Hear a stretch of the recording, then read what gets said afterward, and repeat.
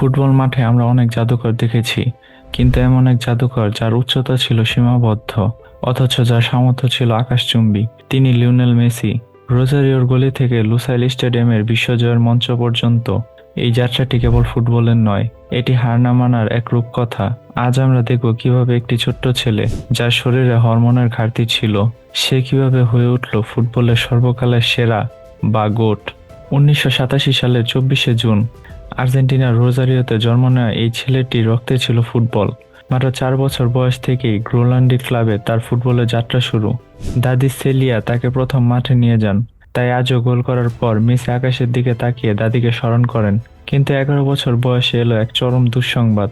মেসির শরীরে ধরা পড়ল growth hormone deficiency.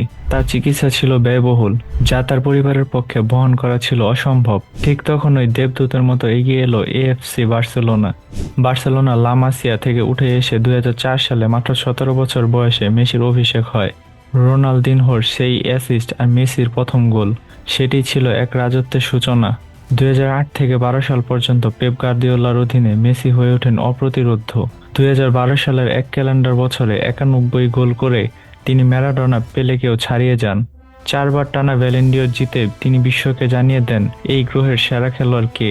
Xavi, Iniesta আর মেসির সেই বার্সেলোনা ছিল ফুটবলের এক সোনালী অধ্যায়। ক্লাব ফুটবলে মেসি যত সফল ছিলেন, আর্জেন্টিনার জার্সি গায়ে তার যাত্রা ছিল ঠিক ততটাই যন্ত্রণাদায়ক। 2014 সালে বিশ্বকাপে হার, এরপর টানা 2টি কোপা আমেরিকা ফাইনালে হার মেসিকে মানসিকভাবে ভেঙে চুরমার করে দিয়েছিল।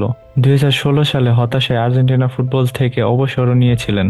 পুরো পৃথিবী তখন তাকে নিয়ে সমালোচনা করত, বলা হতো মেসি বার্সেলোনার জন্য যতটা করে আর্জেন্টিনার জন্য ততটা নয়।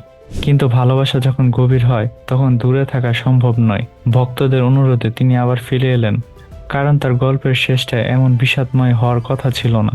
2021 সালে মারাকানা স্টেডিয়ামে কোপা আমেরিকায় জয়ের মাধ্যমে তার দীর্ঘ প্রতীক্ষার অবসান ঘটে। কিন্তু তখন একটি অপূর্ণতা ছিল, সেই সোনালী ট্রফি বিশ্বকাপ। 2022 সালে কাতার বিশ্বকাপ ছিল মেসির শেষ সুযোগ। 36 বছর পর আর্জেন্টিনাকে বিশ্ব চ্যাম্পিয়ন করার দায়িত্ব নিজের কাঁধে তুলে নিয়েছিলেন তিনি।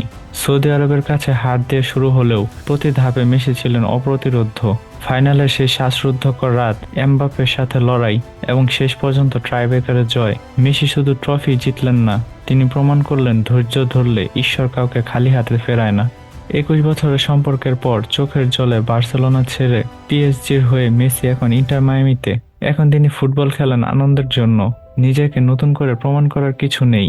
8টি ব্যালন ডি'অর আর অসংখ্য রেকর্ড তার নামের পাশে, কিন্তু দিন শেষে তিনি সেই বিনয়ী মানুষটি রয়ে গেছেন। মেসি শুধু একজন ফুটবলার নন, তিনি কোটি মানুষের অনুপ্রেরণা। লিওনেল মেসি ফুটবল ইতিহাসের এক চিরস্থায়ী মহাকাব্য। আপনার কাছে মেসির সেরা মুহূর্ত কোনটি? 2014 এর কান্না নাকি 22-এর হাসি? কমেন্টে জানান। ভিডিওটি ভালো লাগলে লাইক দিন এবং ফুটবলে এমন আরো গল্প পেতে সাবস্ক্রাইব করুন।